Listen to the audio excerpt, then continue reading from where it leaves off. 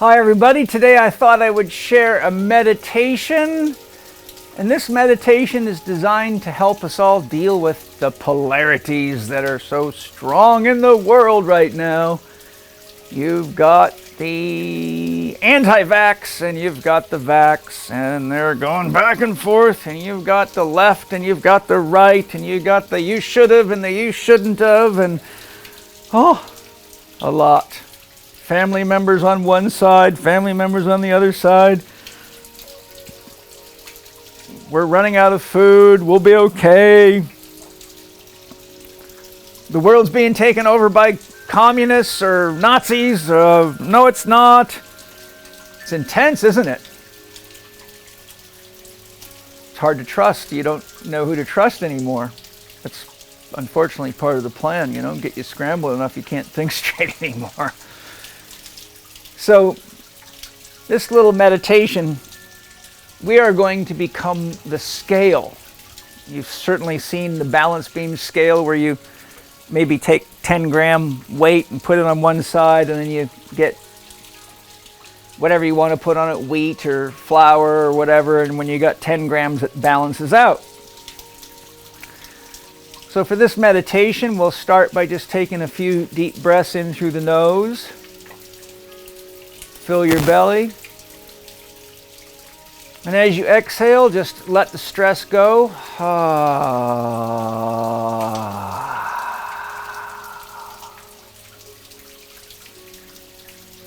Big breath through the nose.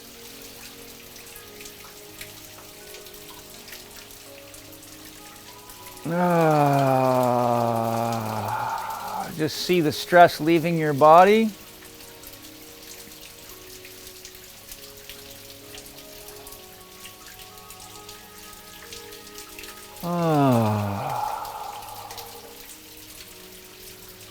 Now typically our right hand is the masculine hand, the left hand is the feminine hand, yang yin.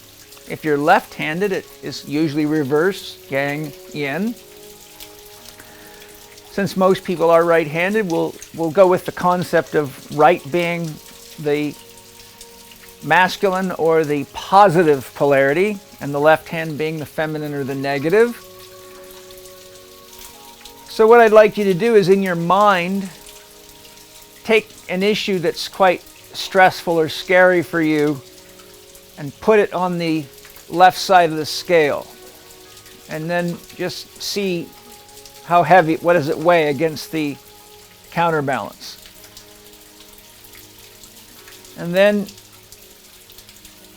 ask yourself, what's the medicine for that? What's the healing function or action for that? Maybe it's having more empathy or compassion for someone that's scary to you, or maybe it's trusting that there's a higher power that will guide us through all this.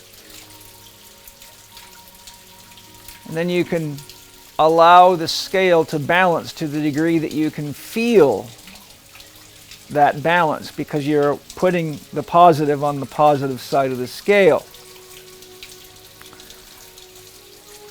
Then you take another one, say, okay, my relationship with my mother is quite stressed because she has different views on key issues than I do. And so you see that imbalance, you give it the magnitude of its imbalance. And maybe you can say, okay, I'm going to open my heart because I know my mother's my mother, and whether she remembers or not, I know she loves me. And just open your heart and send her unconditional love and give her permission to be exactly who she is, and know that there's got to be some perfection in that, or there's no perfection behind the universe. And bring the scales back. See, how much love can I give my mom? Look, I can tip the scale. Mom, I love you. Or dad, or neighbor, or boss, or husband, or wife. And just give yourself the experience of feeling the weight of something that's really stressful to you, but then be brave enough to think of what the medicine is. How do I manage myself on the inside and bring balance to the situation so that I don't get so polarized I can't see the whole playing field, so to speak.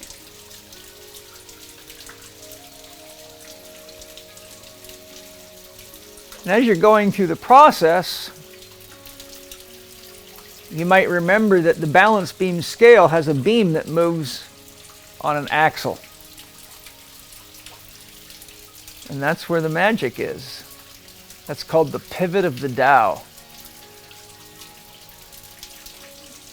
Tao means the way, but it really, the whole universe emerges out of the Tao. But paradoxically, the Tao is not doing anything. So somehow, magically, we have a negative polarity, an emptiness, a yin, and a positive, expressive, expansive yang.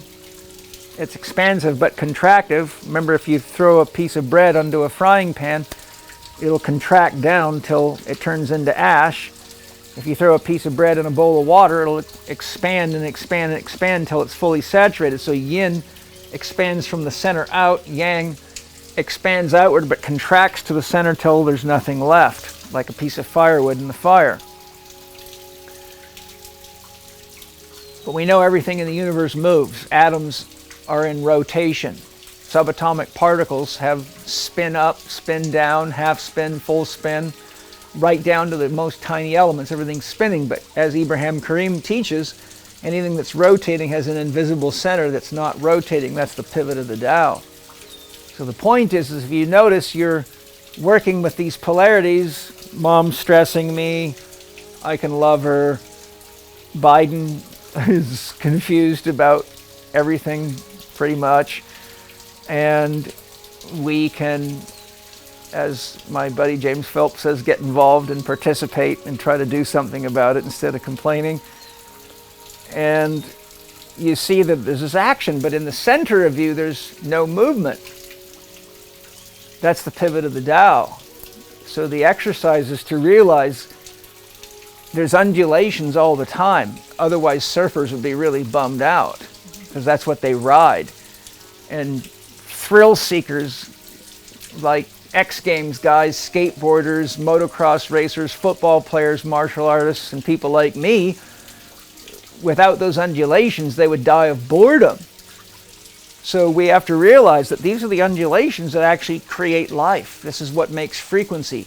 This is what creates vibration. And if you look into cymatics, it's what creates shape. It's what creates form. But in the middle of it is stillness. Wei Wu Wei means action without action. So now that we've gone through this experience of finding a challenging thing and knowing we can create a solution, and finding a challenging thing and knowing we can create a solution, we've just identified how life works. But when life gets stressful, it's a good idea to take a few minutes out of your day and go right in the middle. There's no movement in the middle. That's where our heart is at in this case. If you take even 10 minutes a day to just sit in the middle,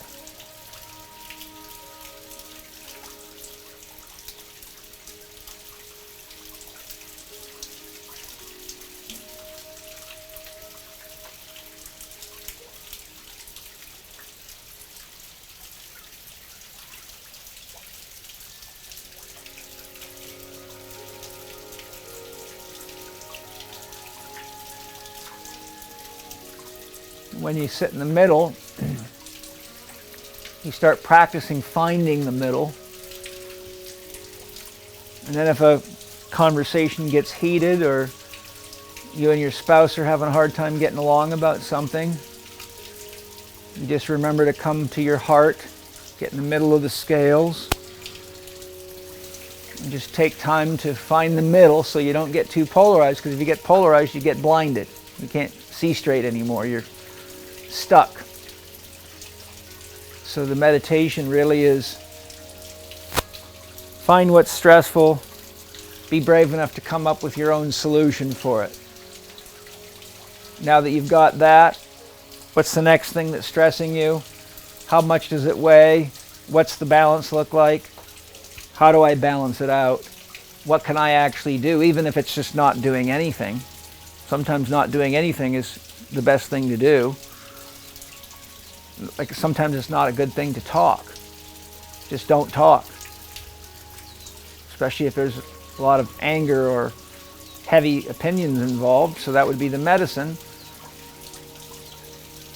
And then practice coming in the middle and letting go of the whole thing, not even positive or negative, up or down, right or wrong, because that's all mind stuff. The mind lives on polarity like that.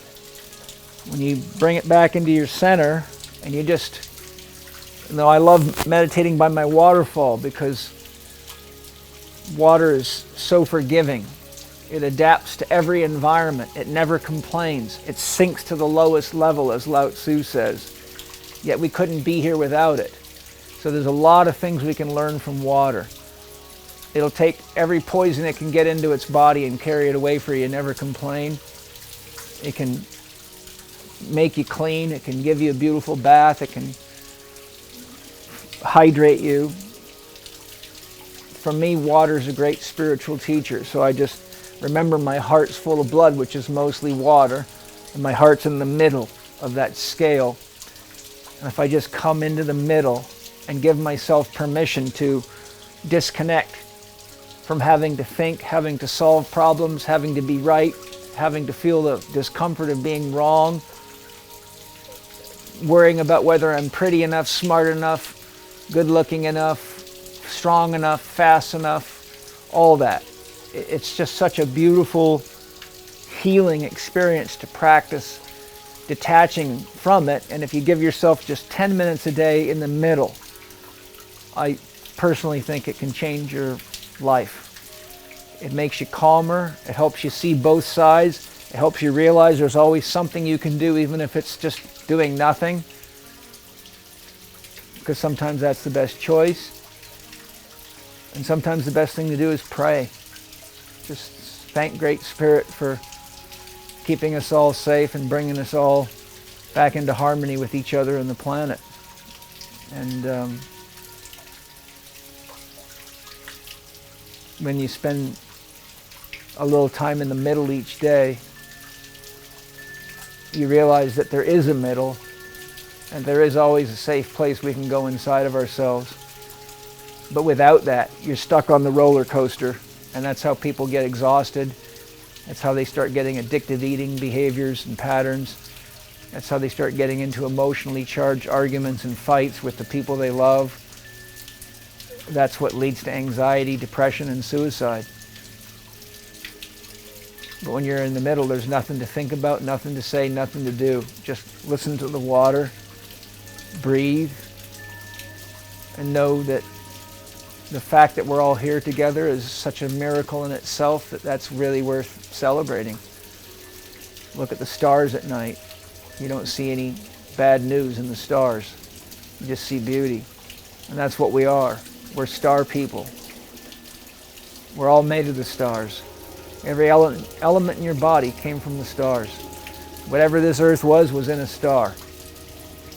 So just remember, at the end of the day, not only can you live from the center, but you are the star of the show. Thanks for joining me.